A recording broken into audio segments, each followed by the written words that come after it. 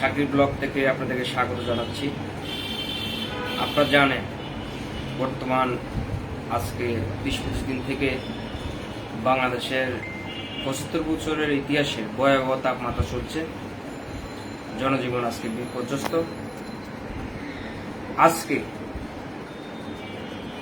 বিভিন্নভাবে মানুষ এই তাপমাত্রা থেকে, তাপদাহ থেকে বাঁচার জন্য অনেক চেষ্টা করতেছেন এবং ইতিমধ্যে কয়েকজন হিটস্ট্রোকে মারাও গিয়েছে। তো আজকে আমি এই তাপমাত্রা থেকে বাঁচার জন্য করণীয় সম্পর্কে একটি কথা বলবো। আশা করি আমার ভিডিওটি আপনারা শেয়ার করবেন, লাইক করবেন, সাবস্ক্রাইব করবেন। আপনারা জানেন 1945 সালে একবার সম্ভবত বাংলাদেশের তাপমাত্রা 42.7 এর উপরে একটু গেছে, কিন্তু আজকে যশোরে 42.7 থেকে 9 ডিগ্রি তাপমাত্রা হয়ে গেছে, যেটা 75 বছরের ইতিহাসে এক ভয়াবহ ইতিহাস। আজকে আসলে আমরা সারা বিশ্বের জলবায়ু পরিবর্তনের কারণে তাপমাত্রা বেড়ে গেছে। আমাদের দেশে প্রচুর জলবায়ু পরিবর্তন হয়ে গেছে। আমাদের দেশে আজকে 50-100 বছর পর আজকে রিরোলিং মিল রড বানাইতেছে। আজকে প্রত্যেক বাসা বাড়িতে ইলেকট্রনিক্সের ব্যবহার বেড়ে গেছে, এসি বেড়ে গেছে, গাড়িতে এসি। আজকে ইটের ভাটা, সেখানে গ্যাস দিয়ে আগুন পোড়ানো হচ্ছে, আগুন দিয়ে ইট বানানো হচ্ছে। টোটাল কথা হলো সারা দিন এই উত্তপ্ত হচ্ছে।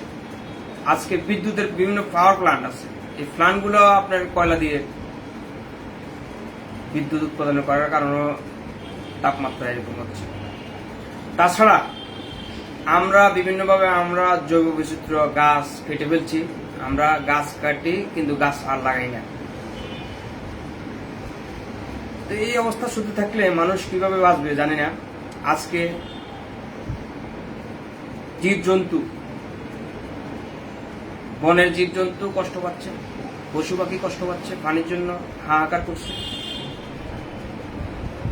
এই হিটস্ট্রোক থেকে বাঁচতে হলে আমাদের করণীয়, আজকে যারা মাঠে যারা কাজ করতেছেন তারাই বেশি ছাপার।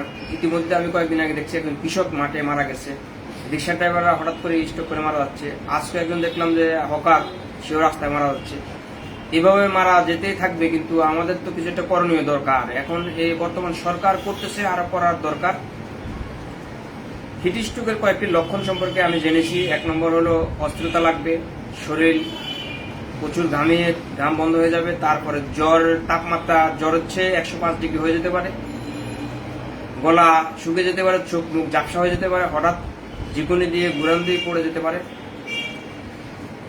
এমত অবস্থায় রোগী যদি জ্ঞান থাকে, রোগী দ্রুত ঠান্ডা জায়গায় আশ্রয় চলে যাবে এবং সে যদি স্বাভাবিক থাকে তার শরীর ঠান্ডা পানি দিয়ে শরীরটা মুছবে এবং ঠান্ডা পানি প্রচুর পান করবে, ডাবের পানি পান করবে, ফলের জুস থাকলে ফলের জুস, এগুলো পান করতে পারে। আর দ্রুত নিকটস্থ যে কোনো হাসপাতালে গিয়ে ডাক্তার দেখাইলে এই হিটস্ট্রোক থেকে বা এই মৃত্যু থেকে বাঁচার জন্য হয়তো সে সুস্থ হয়ে যাবে। তো আজকে সবাইকে বলবো, আমরা আসলে আমাদের মহান সৃষ্টিকর্তার কাছে দোয়া করি যাতে মহান আল্লাহ রাব্বুল আলামিন আমাদের এই বাংলাদেশকে এই আযাব থেকে আমরা যাতে মুক্তি পাইতে পারি। আমরা যাতে অন্তত ওয়েদারটা 26, 27, 28, 30 নিচে চলে আসে, সেভাবে আমরা আল্লাহর কাছে দোয়া করি। ইতিমধ্যে আপনারা দেখেছেন বর্তমান সরকার স্কুল কলেজ প্রতিষ্ঠান বন্ধ করে দিয়েছে, কিন্তু এভাবে কতদিন বন্ধ করা লাগে আসলে তো আমরা জানি না। কিন্তু সবকিছু তো আপনার একসময় খুলতে হবে। যাই হোক, ফেসবুক ফ্রেন্ডসরা যারা আছেন সবার কাছে আমি দোয়া প্রার্থী। আপনারা সবাই সবাইকে দোয়া করি আমরা যাতে একটি সুস্থ সুন্দর ওয়েদার পাই। সবার কাছে সবাই সুস্বাস্থ্য কামনা করে আমি আজকের লাইভটি এখানে শেষ করছি। সবাই যেখানে থাকেন সুস্থ থাকবেন, ভালো থাকবেন। আসসালামু আলাইকুম ওয়া রাহমাতুল্লাহি ওয়া বারাকাতুহু।